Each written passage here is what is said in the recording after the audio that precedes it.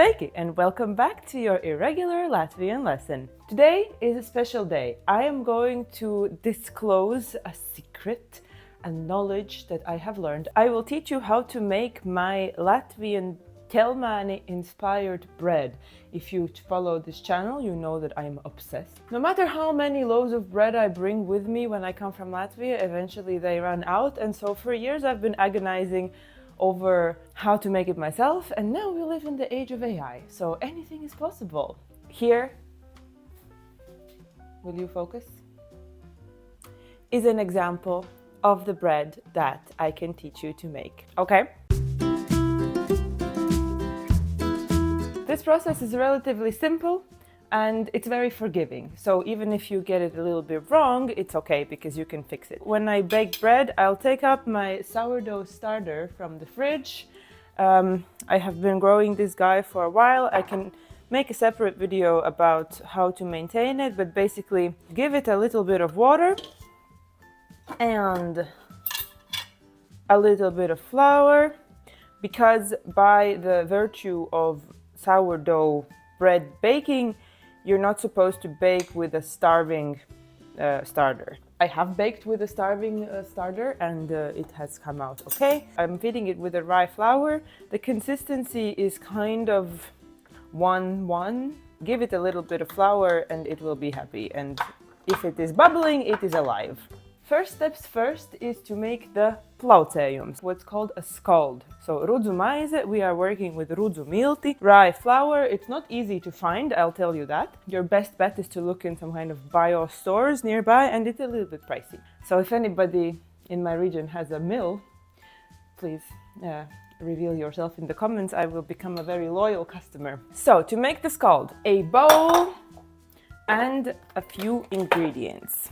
And for this step, you can use a metal karote, a metal spoon.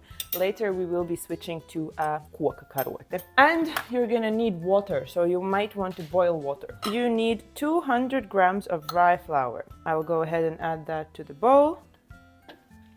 There we are.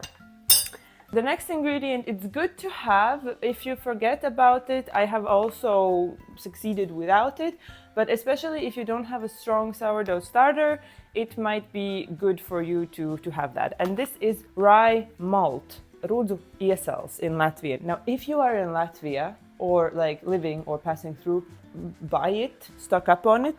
Even more than the rudzu milti, it's not easy to find. I fortunately live close to Germany, and there I was able to acquire this. Obviously not sponsored, but yeah, well, you know, it works, so that's good for you to know. And we will be adding a teaspoon of malt to our scald. Okay, departure to the gym is really imminent now, so let's move ahead. All right, thank you. And so the next ingredient you need is melas. Melas is a brand new discovery to me, but ChatGPT suggested it. It works really well, and I am yet to try other means of sweetening your bread to encourage the fermentation. This is like extremely boiled, I guess, sugar. It's very dark and gooey, and we are adding 1 tablespoon of that. It gives the bread its dark color and also like that bitter sweetness.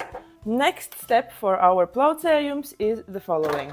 This is what your thingy looks like at the moment with the malt and the rye. And then, so you're adding 500 milligrams of boiling, scorching hot water. And you will be mixing that with your spoon. So in the water goes.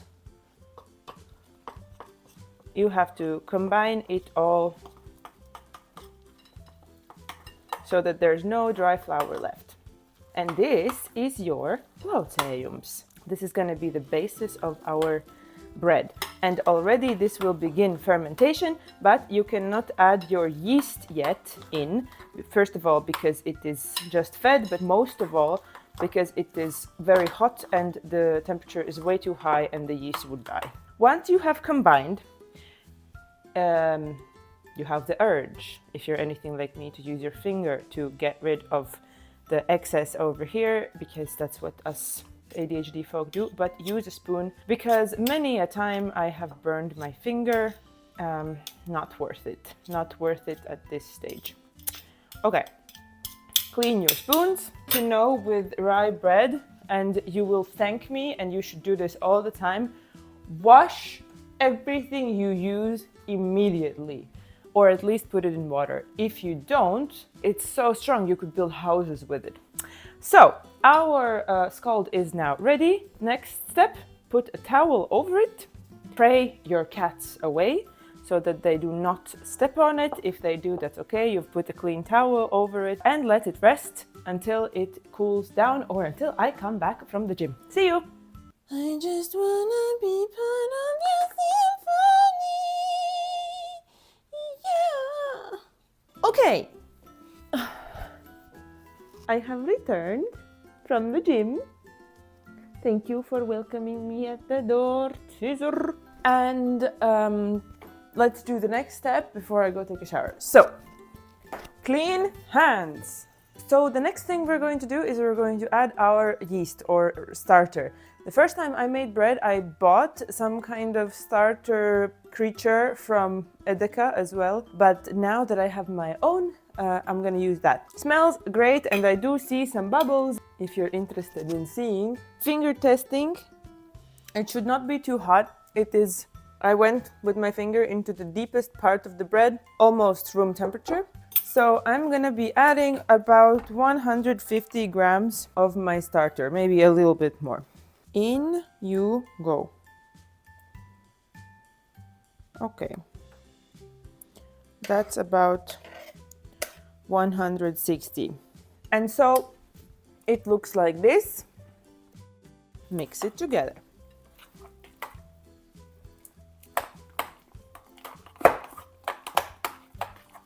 Once all of that is well and combined, this time we can use our finger to get rid of the excess. And it is also delicious. Now that that's done, it's another session of chilling out, covered, waiting for me to take a shower, have some breakfast. So, see you soon.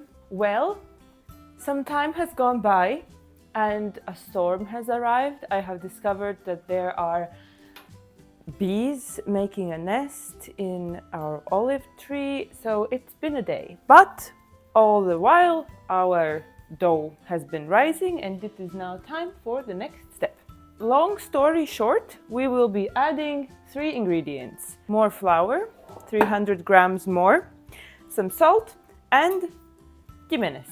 Ķelmēnis, if you ask a Latvian what are ķelmēnis, they are probably going to answer cumin. But this is not actually cumin, these are caraway seeds. And the difference between them are that these are much sweeter. And these are the ones that we are using in our bread. And if you use cumin, your bread may have a much stronger edge that you did not anticipate. I also recommend you switch to a bigger bowl because otherwise flour will be flying everywhere. As you can see, it is nice and fluffy. It means that our starter is doing its job. Now, if you remember what I told you, you need to put this bowl, if you ever want to use it again, immediately either wash it or put it in water. In you go. Tā, 300 grami miltu. Then we add the salt. ChatGPT said 10 grams of salt. Now I think I can't grind for so long. Yeah, we're gonna stick with 5 grams salt. And then ķelmēnis. Now these you can put in as much as you want. I measure from the heart. That was about 10 grams, maybe a bit more. Maisīt visu kopā. With your spoons, I like to lift it from the bottom, otherwise it's a high risk of a flour explosion. You notice I'm also wearing an apron. It's because many sweaters have been saklaksēti, which is a Latvian word for dropping food on your clothes. So in a folding motion,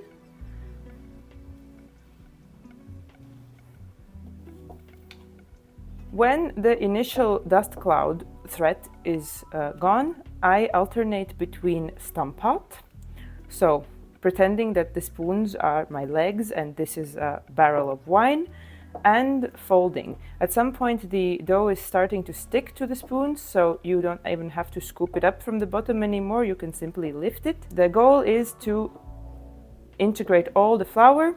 ChatGPT said that you can add water if you need to make it more wet. I would advise against that. With the proportions that we are working here, I have never ever had to add water, and it's really a matter of mixing until the consistency is right. You don't want to risk your bread to become soggy. Okay, we're getting close. There's dough sticking to the edges of the bowl. Was that lightning? Are we gonna have a storm after all? I love rain. This is pretty much excellent. It is supposed to be kind of like a dry clay consistency. The next step is to prepare your tin. I will be greasing the tin using butter. And for the next step, I would normally do this by the sink. I recommend you get a bowl of water and remove any rings that you have, become quite unpleasant to use. So, with clean hands, clean and wet hands, we will be transferring the dough. So, your wet hands, they should be really soaking wet. Scoop up as much of the dough as you can and just place it in and pat it down. Again, the rest repeat. And if there is something left, I use my fingers and claws, pirksti un nagi, to get any of the remnants out. So you have packaged your bread into the tin. Now, with your wet hands again, press down. Use the wetness of your hands to try to remove any air pockets. So you are pressing down, making it compact, but also making it very gluda. Smooth. Yes. So that basically no air escapes. And it's okay if you have a little dome on the top. That's what we are going for.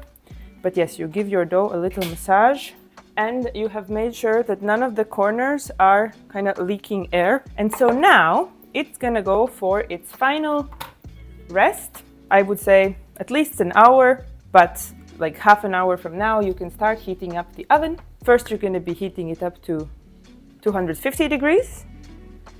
It's going to cook in that scorching hot oven for 20 minutes. Then you're going to bring the temperature down to 200 degrees and leave it in there for 1 hour. And then the last finishing touch is going to be bringing it down to 150 degrees for another 20 minutes. Keeping an eye on it. It's gonna turn black, but you don't want it to burn. And that is our stage 3. So see you soon. Cooking is so messy. So now that our oven is preheated, it has been approximately 1 hour since we last saw our bread. So as you see, it has risen. So that's excellent. The oven is at 250 degrees, 250 gradi, ļoti karsts, very hot. Be careful. Meats opening, letting some of the air out quickly, and putting in and setting the timer 20 minūtes. A tiny bit less than 2 hours later. Nu lūk, un tagad it is time to take out bread. Careful with the oven. And out she comes. So this is what you would expect. Dark crust, probably split somewhere. And now we will take it out. You might think that you want to cut into it, but you can't, because it is in fact going to rest. So instead what you do, you take a vielis and you take her out of the form. Look. Yes. And you grab her, and this is where she will stay for the next, I recommend 24 hours. Like this. given that this is the end of the video, I will unwrap and cut into the bread that I made yesterday. So here is a loaf that has been chilling for a while. Another thing to know is you need a really sharp knife, because this style bread is not for the weak knives. She is hard, and actually be careful. And I recommend cutting from the opposite side, because here it's a little bit less dense, and I recommend going straight down and slicing it like that. Yes, if you cut into that really hot bread immediately, it's gonna fall and turn gooey, but this is a nicely set one. So if I will take a slice,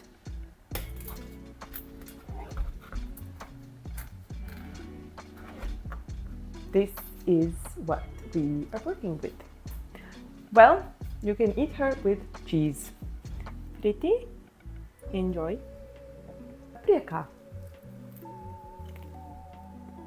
Having learned how to make this, I do believe my Latvian suitcase coming home is gonna be more filled with books than with bread from now on, given that, to my taste, this is pretty damn close to Ķelmēni. And if you have been waiting for this video, and if you decide to try it, let me know in the comments. This is going to be an evolving recipe. I'll give it to you in written form on Patreon. Over time, I'm sure I'll find some other tips and tricks. If you want to know also how to raise your sourdough starter and how to make sure that it's nice and ready for all of your bread making needs, also drop a comment. I will explain to you what ChatGPT told me to do, infused with my own refusal to follow instructions. Thank you for supporting me on Patreon, and I'll see you soon, baby. Bye!